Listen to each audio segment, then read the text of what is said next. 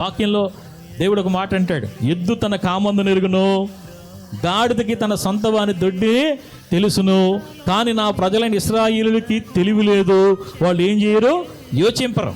ఎందుకంటే ఎద్దుని ఎడాపెడా వాడేసినా కానీ యజమాని ఎంత ఎర్రటి ఎండలో దానితో దున్నించిన పెద్ద పెద్ద నాగలు పెట్టి దాన్ని కొట్టి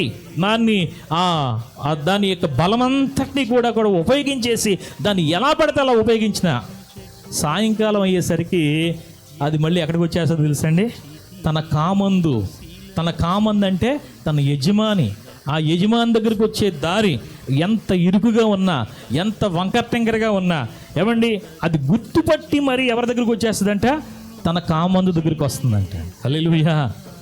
అంటే చూడండి, ఎద్దు తన కామందు ఎంత ఇబ్బంది పెట్టినా, ఎంత కష్టపెట్టినా, ఎంత దుక్కు దున్నించినా, దానికి సరైనటువంటి పోషణ చూడకపోయినా దానికి ఎవరు కావాలి, తన కామందే కావాలి.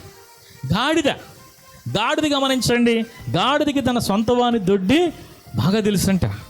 ఆ గాడిదతో వెట్టి చాకిరీలు ఎన్ని చేయించినా, ఎన్ని పెద్ద పెద్ద బరువులు మోయించినా, అదైతే ఇంకా డీప్గా యజమాని యొక్క ఇల్లు తెలుసండి దానికి. ఆ ఇంటి దగ్గరికి వచ్చేసి, ఆ తలుపు దగ్గరికి వచ్చేసి అక్కడ చూస్తూ ఉంటుందంట. ఎవరి కోసం? తన యజమాని కోసం. హల్లెలూయా.